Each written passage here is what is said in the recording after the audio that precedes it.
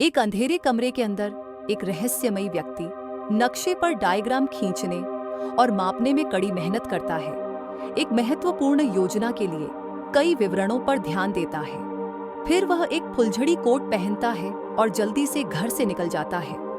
इस बीच एक वित्तीय कंपनी में डेविड का एक क्लाइंट के साथ फोन पर बहुत मुश्किल बातचीत चल रही है, क्योंकि क्लाइंट ने क्रिसमस से ठीक पहले बहुत सारा पैसा खो दिया है। फोन रखने के बाद उसका सहकर्मी कोरी उसकी कैंडी चुराने और उसे हंसाने के लिए आता है।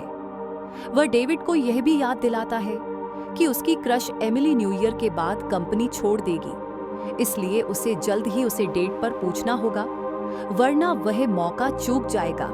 हालांकि डेविड को यह अच्छा विचार नहीं लगता, भले ही उसकी क्रश लंबे समय से चली आ रही हो। बाद में उस रात डेविड और कोरी ऑफिस की क्रिसमस पार्टी का आनंद लेते हैं, और जब कोरी अपने अन्य दोस्तों के साथ शराब पीता है, डेविड एमिली से बात करने की कोशिश करता है, लेकिन उनकी बातचीत बहुत अजीब होती है और जल्दी खत्म हो जाती है। कुछ ही पल बाद एमिली पार्टी छोड़ देती है और डेविड उसके पीछे भागता है, यह बताने के लिए कि उसने अपनी टोपी भूल ली, सिवाय इसके कि वह अपनी टोपी पहने हुए है। इस रुकावट की वजह से उसे एक और कैब छूट जाती है और डेविड इस मौके का फायदा उठाकर आखिरकार उसे डेट पर पूछता है। एमिली स्वीकार कर लेती है और जब वह टैक्सी रोकने की कोशिश करती है, डेविड उसे घर छोड़ने की पेशकश करता है। जब वह यह पेशकश स्वीकार करती है, डेविड पहले अंदर जाता है ताकि कोरी को बता सके कि वह जा रहा है, लेकिन कोरी बहुत नशे में है और डेविड को याद दिलाता है कि उसने उसे भी घर छोड़ने का वादा किया था। इसलिए अब डेविड के पास तीसरे पहिए के साथ डील करने के अलावा कोई चारा नहीं है। कार में सवारी के दौरान कोरी शराब पीता रहता है और बेवकूफी भरे कमेंट्स करता है, जिससे कार का माहौल बहुत अजीब हो जाता है और डेविड को एमिली से कई बार माफी मांगनी पड़ती है। कोरी डेविड से उसका फोन भी मांगता है, क्योंकि उसने पार्टी में अपना फोन खो दिया, लेकिन इससे केवल डेविड का फोन जल्दी बैटरी खत्म हो जाती है। ये बहुत ठंडी रात का बीच है, फिर भी कोरी पिज्जा खाने की जिद करता है। डेविड से नजदीकी एटीएम पर रुकने की विनती करता है ताकि वह नकदी निकालकर खाना खरीद सके। डेविड अपने कार्ड से भुगतान करने की पेशकश करता है, लेकिन कोरी कहता है कि रेस्तरां कार्ड स्वीकार नहीं करता। जब वे एटीएम पर पहुंचते हैं, कोरी अंदर जाता है, जबकि डेविड और एमिली कार में इंतजार करते हैं और कार में रखे डेविड के प्रोटेक्शन चार्म के बारे में बात करते हैं। अचानक कोरी इशारे करने लगता है, क्योंकि उसे कार्ड में कोई समस्या हो रही है, इसलिए डेविड भी मदद करने के लिए अंदर जाता है। एमिली को जल्द ही कार में ठंड और अकेलापन महसूस होने लगता है, इसलिए कुछ सेकंड बाद वह भी लड़कों के साथ शामिल होने का फैसला करती है।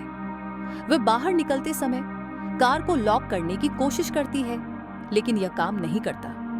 जब एमिली एटीएम में प्रवेश करती है, डेविड बताता है कि कार का लॉक खराब है, लेकिन वे ज्यादा देर नहीं लगाएंगे, इसलिए चिंता की कोई बात नहीं। फिर वह एटीएम से कुछ नकदी निकालता है, क्योंकि कोरी का कार्ड किसी कारण से काम नहीं कर रहा। जब तीनों मुड़कर जाने वाले होते हैं, अचानक वे बाहर एक फुलझड़ी कोट पहने हुए एक आकृति को नोटिस करते हैं। एमिली को यह अजीब लगता है, क्योंकि उसे आसपास कोई कार नहीं दिखती, और डेविड तुरंत सोचता है कि यह डाकू हो सकता है। हालांकि कोरी सोचता है कि यह बस कोई व्यक्ति है जो एटीएम इस्तेमाल करना चाहता है, इसलिए वह अपने दोस्तों को पागलपन छोड़ने के लिए कहता है। जब कोरी दरवाजा खोलता है और बाहर कदम रखता है, वह व्यक्ति आगे बढ़ता है, जिससे कोरी डरकर वापस अंदर चला जाता है। फिर कोरी चिल्लाकर पूछता है कि क्या वह व्यक्ति अंदर आना चाहता है, लेकिन कोई जवाब नहीं मिलता। वह व्यक्ति बस अंधेरे में खड़ा रहता है, तीनों को डरावने ढंग से देखता है, बिना एक भी मांसपेशी हिलाए। अचानक एक कुत्ता घुमाने वाला उस रहस्यमयी व्यक्ति के पीछे प्रकट होता है, जो तुरंत मुड़ता है और नए आए व्यक्ति का सिर पकड़कर उसे मार डालता है। घबराए हुए तीनों 911 पर कॉल करना चाहते हैं, लेकिन उन्हें एहसास होता है कि डेविड का फोन कार में चार्ज हो रहा है और एमिली ने अपना फोन अपने पर्स में छोड़ दिया, जो भी कार में है। हताश होकर वे बूथ के अंदर आपातकालीन बटन ढूंढने लगते हैं, लेकिन उन्हें कुछ नहीं मिलता। बाहर वह व्यक्ति खड़ा रहता है, उन्हें ऐसे देखता है जैसे कुछ डरावना हुआ ही ना हो। इसके बाद डेविड एमिली से अपनी कार की चाबियां मांगता है और जब कोरी उसे बाहर जाने से रोकने की कोशिश करता है, डेविड कसम खाता है कि वह कार तक दौड़कर फोन ले सकता है और पुलिस को कॉल कर सकता है, इससे पहले कि वह व्यक्ति उस तक पहुंचे। उसी पल रहस्यमयी व्यक्ति डेविड की कार के पास जाता है और एक टूलकिट निकालता है, फिर बूथ के पीछे चला जाता है। अचानक तीनों को शोर सुनाई देता है और बिजली 1 सेकंड के लिए चली जाती है। जब बिजली वापस आती है, तापमान गिरने लगता है और उन्हें एहसास होता है कि उस व्यक्ति ने टूलकिट का इस्तेमाल करके एटीएम का हीटर तोड़ दिया है। ऐसा लगता है कि वह उन्हें धीरे धीरे मरने देना चाहता है, बजाय इसके कि उन पर हमला करे जैसा उसने कुत्ता घुमाने वाले के साथ किया। जब वह व्यक्ति अपनी निगरानी की जगह पर लौटता है, डेविड कांच को पीटना शुरू करता है, उम्मीद करता है कि एटीएम का अलार्म बजेगा, लेकिन एमिली उसे रोकती है क्योंकि कांच तोड़ने से वह व्यक्ति अंदर आ सकता है। इसके बाद डेविड और कोरी एटीएम को लात मारना शुरू करते हैं ताकि अलार्म बजे, लेकिन कुछ नहीं होता। एमिली नोटिस करती है कि वहां स्मोक अलार्म भी है, लेकिन किसी के पास लाइटर नहीं है। अचानक कुछ रोशनी दूर से दिखाई देती है और कोरी एक पुलिस कार को देखता है, इसलिए तीनों चिल्लाना शुरू करते हैं ताकि उसका ध्यान आकर्षित हो। दुर्भाग्यवश कार बिना उन्हें नोटिस किए निकल जाती है। जब वह व्यक्ति बूथ के पीछे से उनकी बातें सुनता है, डेविड को एक विचार आता है, उन्हें अपने पैसे और गहने उस व्यक्ति को दे देने चाहिए, शायद इससे वह चला जाएगा। एटीएम से एक लिफाफे में वे एमिली की बालियां, कोरी की घड़ी और डेविड के $500 डालते हैं। फिर डेविड बाहर आता है, दिखाता है कि उसका कोई बुरा इरादा नहीं है और लिफाफा उस व्यक्ति की ओर फेंकता है, उससे जाने की विनती करता है। जब वह व्यक्ति लिफाफा उठाता है, डेविड मौका लेता है और तुरंत अपनी कार की ओर दौड़ता है। जैसे ही रहस्यमयी व्यक्ति उसके पीछे आता है, डेविड कार स्टार्ट करने की कोशिश करता है। केवल यह पता चलता है कि तार काट दिए गए हैं। फिर वह एमिली का फोन उठाता है और 911 डायल करता है, लेकिन उसी पल वह व्यक्ति खिड़की पर हमला करता है। डेविड को कार से बाहर खींचता है। दोनों के बीच झड़प होती है, जिसके दौरान डेविड गलती से फोन गिरा देता है। चूंकि रहस्यमयी व्यक्ति उसे जैकेट से पकड़ रहा है, डेविड अपनी जैकेट उतार देता है और बूथ में वापस दौड़ता है। आश्चर्यजनक रूप से वह व्यक्ति उसका पीछा नहीं करता, बल्कि एमिली के फोन को उठाता है और उसे लिफाफे के साथ कार के ट्रंक में फेंक देता है। इसके बाद एमिली अपनी लिपस्टिक से दरवाजे पर मदद, हेल्प लिखती है, जबकि लड़के दीवार में छेद करने में सफल हो जाते हैं, लेकिन अलार्म फिर भी नहीं बजता। एमिली डेविड के कार्ड को एटीएम में उल्टा कोड डालकर इस्तेमाल करने की कोशिश करती है, ये मानते हुए कि इससे पुलिस को अलर्ट मिलेगा, लेकिन कोरी बताता है कि यह एक शहरी मिथक है। समय बीतने लगता है और तीनों को जल्द ही ठंड का एहसास होने लगता है। जब वे बाहर उस व्यक्ति को नहीं देखते, कोरी बाहर निकलने की सोचता है, लेकिन एमिली उसे रोकती है।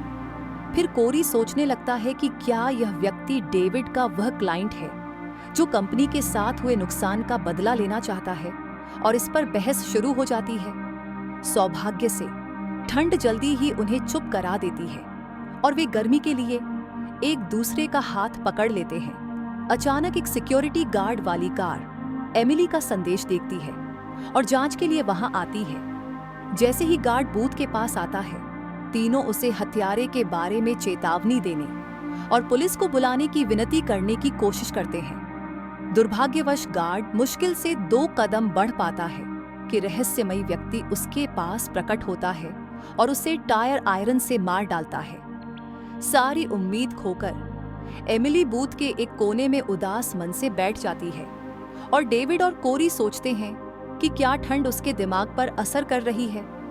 उसी पल वह व्यक्ति बूथ में घुसता है, इसलिए डेविड और कोरी तुरंत उससे लड़ना शुरू कर देते हैं ताकि वह उन्हें नुकसान न पहुंचाए। तीनों पुरुष जमीन पर जोरदार संघर्ष में गिर जाते हैं और डेविड अचानक एटीएम से लटकते कुछ तार देखता है, जिसे वह पकड़ता है और रहस्यमयी व्यक्ति का गला घोंटने के लिए इस्तेमाल करता है, जबकि कोरी उसे पकड़े रहता है।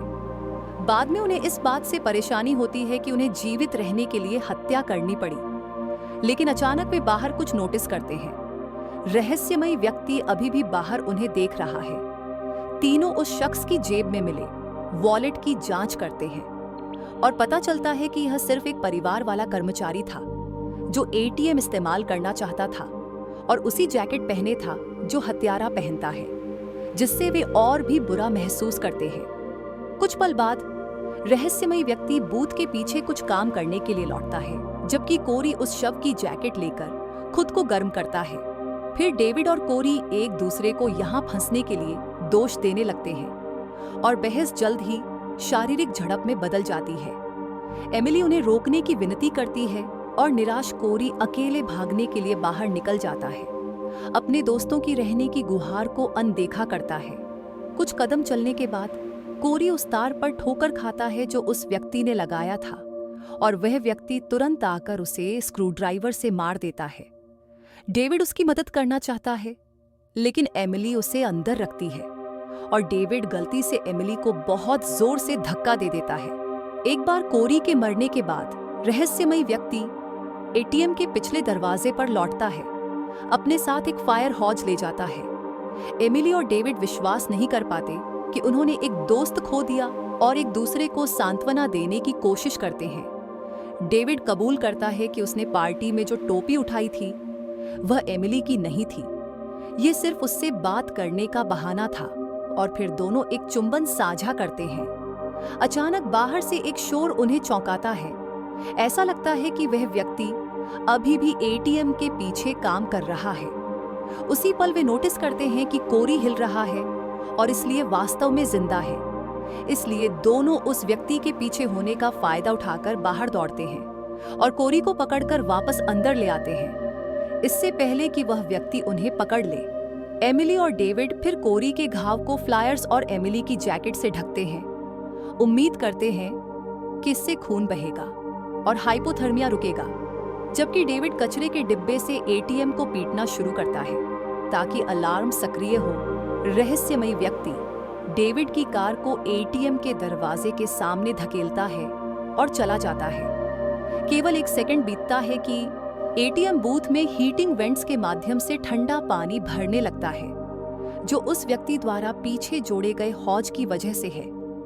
एमिली और डेविड कोरी को पानी के ऊपर उठाने की कोशिश करते हैं, लेकिन नाकाम रहते हैं। लेकिन डेविड को जैकेट की जेब में कम से कम एक लाइटर मिलता है, जबकि कोरी पानी में तैरते हुए मर जाता है और वह व्यक्ति बाहर कुर्सी लगाकर अपनी निगरानी जारी रखता है। डेविड कुछ फ्लायर्स को आग लगाता है और स्मोक अलार्म को सक्रिय करने की कोशिश करता है, लेकिन वह बूथ के किसी भी हिस्से पर चढ़कर इसे नहीं पहुंच पाता। फ्लायर्स को कचरे के डिब्बे में फेंकने से भी मदद नहीं मिलती। लेकिन फिर एमिली को एक विचार आता है। वह डेविड के कंधों पर बैठती है और डिब्बे को उठाती है। आखिरकार लॉ को अलार्म के काफी करीब लाकर आग का अलार्म ट्रिगर कर देती है। वे खुश होते हैं कि आखिरकार वे सफल हुए। हालांकि उसी पल डेविड फिसल जाता है, जिससे एमिली गिर जाती है और उसका सिर शेल्फ पर लग जाता है, जिससे वह तुरंत मर जाती है। डेविड रो रहा है और एमिली के शरीर से लिपट रहा है जब अचानक रहस्यमयी व्यक्ति सिक्योरिटी गार्ड की कार को डेविड की कार से टकराता है, जो कांच को तोड़कर अंदर आ जाती है। सब कुछ खोने के बाद गुस्से में डेविड कोरी की शराब की बोतल लेता है और जैकेट के एक टुकड़े के साथ इसे मोलोटोव में बदल देता है। फिर वह बाहर जाता है और कुर्सी पर बैठे व्यक्ति पर इसे फेंकता है। वह आकृति तुरंत आग पकड़ लेती है। हालांकि यह पता चलता है कि यह रहस्यमयी व्यक्ति नहीं है, बल्कि सिक्योरिटी गार्ड का शरीर है जो उसी कोट को पहने हुए है। असली व्यक्ति अभी भी दूर से देख रहा है। आखिरकार कई पुलिस अधिकारी और फायरमैन आते हैं और एटीएम को घेर लेते हैं, जिससे वह व्यक्ति गायब हो जाता है। डेविड उन्हें बताने की कोशिश करता है कि क्या हुआ, लेकिन इसके बजाय उसे गिरफ्तार कर लिया जाता है, क्योंकि जब वे सिक्योरिटी कैमरों की जांच करते हैं, कहानी काफी अलग दिखती है। कोई ऑडियो नहीं है और रहस्यमयी व्यक्ति हमेशा इतनी दूर रहा कि रिकॉर्डिंग में न दिखे। इसलिए अंतिम परिणाम यह दिखाता है कि डेविड, कोरी और एमिली एटीएम लूट रहे थे और उन्होंने उस परिवार वाले व्यक्ति को गवाह होने के लिए मार डाला। यह भी दिखता है कि डेविड ने अपने दोनों दोस्तों को मार डाला। जब पुलिस डेविड को ले जाती है, वह उत्सुक भीड़ में रहस्यमयी व्यक्ति को लटकते हुए देखता है। कुछ समय बाद रहस्यमयी व्यक्ति अपने कमरे में लौटता है ताकि एक नई योजना बनाए। पता चलता है कि वह एक सीरियल किलर है और वह हमेशा एटीएम में लोगों को फंसाने के लिए जटिल योजनाएं बनाता है। आखिरी बचे व्यक्ति को दोष लेने के लिए छोड़ देता है